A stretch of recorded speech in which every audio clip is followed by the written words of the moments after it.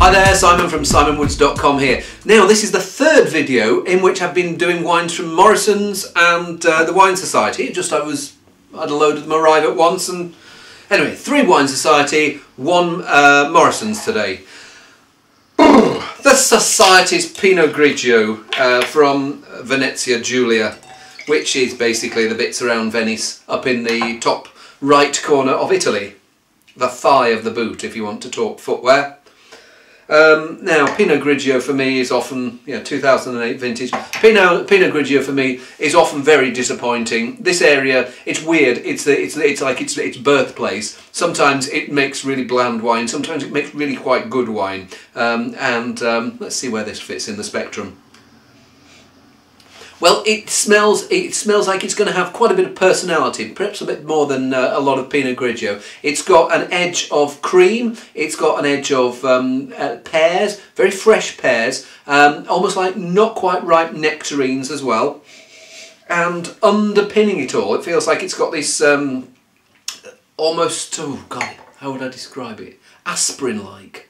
Weird. Aspirin? Is aspirin good in wines? Anyway, it smells a bit like that. Yeah, good, not great. I like that. I still get that aspirin edge there. Some people would say, "Oh, that's the minerality." I could say it's aspirin.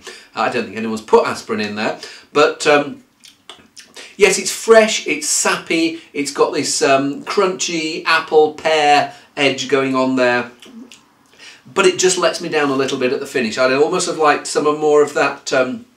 Zippy, zesty style to come through. If anything, a bit too easy drinking, but isn't that true of most Pinot Grigio? Could do better for me there. Let's see what Muscadet can do. 2008 again. Let's give this a whirl from one of the major producers in the region, Carré. Now this has got what I call an Atlantic briny tang. You can almost smell something of the sea air here. There's freshness. It feels like it's going to be bracing. You know when you're walking along the seafront and you should think I should have put another layer on. You're slightly shivering, but there's this lovely smell in the air. It's a bit like that. I don't mean a lovely smell of dead fish or anything like that. Now that's got some of that bracing edge that I missed in the Pinot Grigio. But the thing is, I like acidity. Some people don't like acidity in their wines. I like that zip and freshness.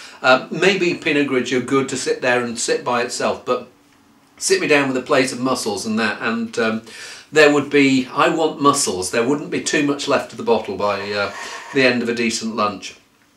And it's almost like, you know, in the way you squeeze fish onto shellfish, you're getting that mixture of citrus with brininess. I like that very much. Yeah, apples, citrus, brine, zesty. Next. Okay, next is the Society's French Dry White. Doesn't give much away about what's in the blend on the front, certainly, but you look on the back and it says changes from year to year. Sauvignon is the dominant grape, or tends to be the dominant grape. So other things that might be in there. Well, it's from, whereabouts is it from?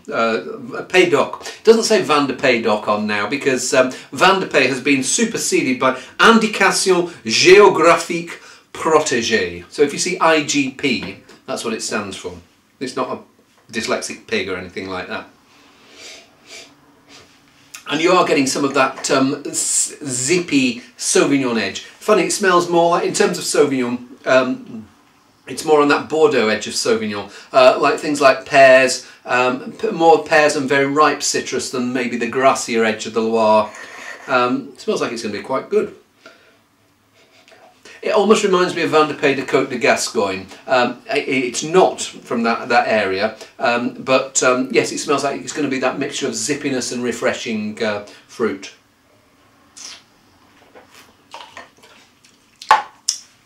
Ooh, well, it's funny, it smells good, but then you taste it and it's just a bit too soft. I find I miss some of that. I almost want to add a little bit of Muscadet to that just to pep it up. Yeah, it's really nice and zippy on the nose, but then this palate is just like a bit flat and not flabby, but really could do with bolstering a little bit. Could do with going down to the gym and toning up. Not so sure about that one. Final one, familiar wine, Montana Sauvignon Blanc from Marlborough in New Zealand.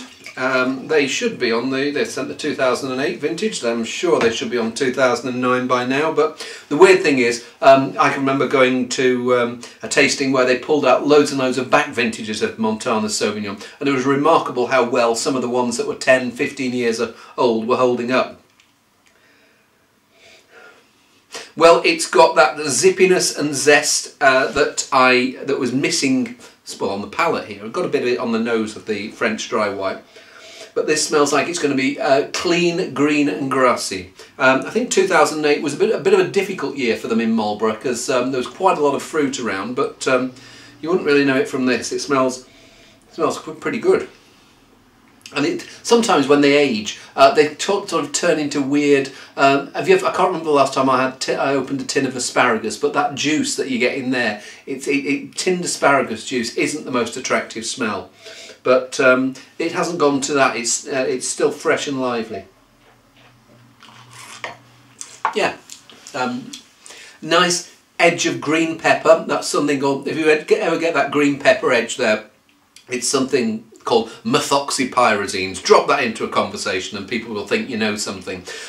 You can get too much of it in a wine, but here I think they've got it nicely in balance with riper edges from the fruit. Yes, it's a really nice, zesty, refreshing wine. I like the Muscadet here, and I like the Sauvignon because they are bracing wines. They're wines that you want to sort of sit and have some shellfish with. The other two just a bit on the flabby side. So, but interesting quartet. See you soon.